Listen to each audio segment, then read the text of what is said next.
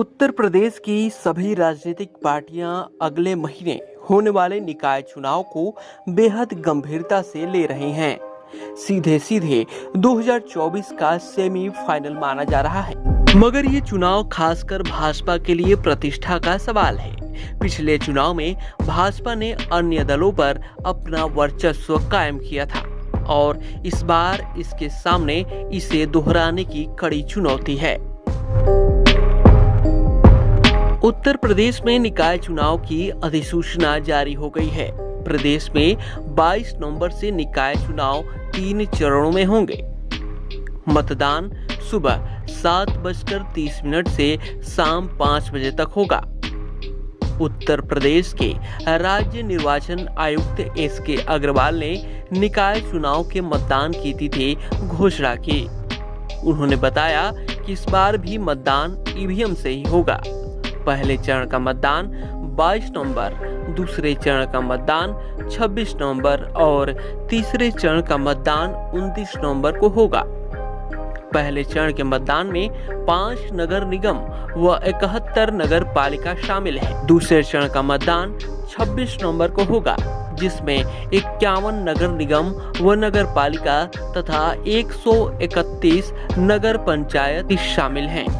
पहले चरण में 22 नवंबर को 24 जिलों में मतदान होगा। दूसरे चरण में 26 नवंबर को 25 जिलों में मतदान होंगे। तीसरे तथा अंतिम चरण का मतदान 29 नवंबर को होगा, जिसमें 26 जिले में मतदान होंगे। इसके अग्रवाल ने बताया कि 16 नगर निगम व 198 नगर पालिका के साथ ही 438 नगर पंचायत में मतदान होगा। इसके लिए प्रदेश भर में 11,389 पोलिंग स्टेशन बनाए गए हैं। नगर पालिका व नगर पंचायत में बैलेट पेपर से चुनाव होंगे। मतगणना 1 दिसंबर को सुबह 8 बजे से शुरू होगी।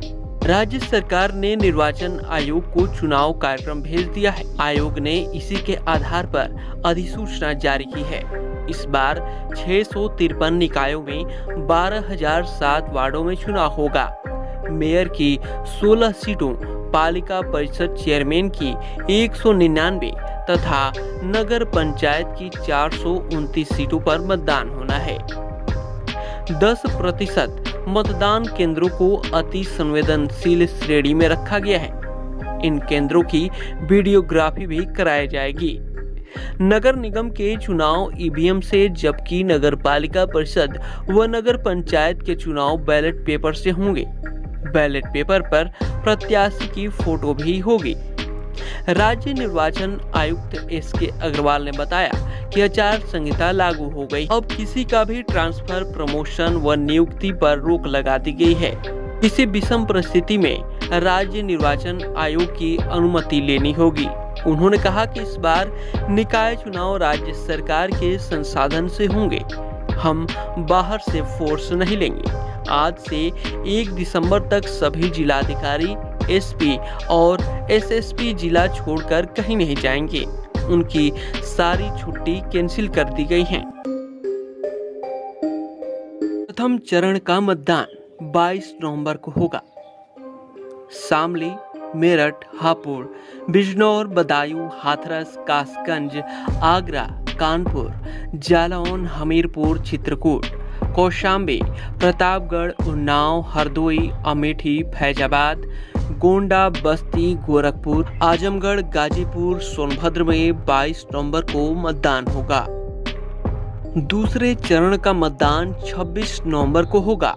मुजफ्फरनगर, गाजियाबाद, गौतम बुद्ध नगर, अमरोहा, रामपुर, पीलीभीत, शाहजहांपुर, अलीगढ़, मथुरा, मैनपुरी, फर्रुखाबाद, इटावा, ललितपुर, बांदा, इलाहाबाद, लखनऊ, सुल्तानपुर, अंबेडकर नगर, बहराइच, श्रावस्ती, संत कबीर नगर, देवरिया, बलिया, वाराणसी और भदोही में 26 नवंबर को मतदान होगा। तीसरे चरण का मतदान 29 नवंबर को होगा। सहारनपुर, बागपत, बुलंदशहर, मुरादाबाद, संभल, बरेली, एटा, फिरोजाबाद, कन्नौज, औरैया, कानपुर देहात, झांसी, महोबा, फतेहपुर, रायबरेली, सीतापुर, लखीमपुर खीरी, बाराबंकी, बलरामपुर, सिद्धार्थनगर, महराजगंज, कुशीनगर, मऊ, चंदौली, जौनपुर और मिर्जापुर में 29 नवंबर को मतदान होगा। इस चुनाव को लेकर भाजपा की गंभीरता का अंदाजा इसी बात से लगाया जा सकता है कि खुद मुख्यमंत्री योगी आदित्यनाथ द्वारा प्रमुख निकाय क्षेत्रों में रैलियां करने की तैयारी है। इससे पहले शायद ही किसी मुख्यमंत्री ने निकाय चुनाव को इतनी गंभीरता से लिया था। Bureau report, UP 60 news.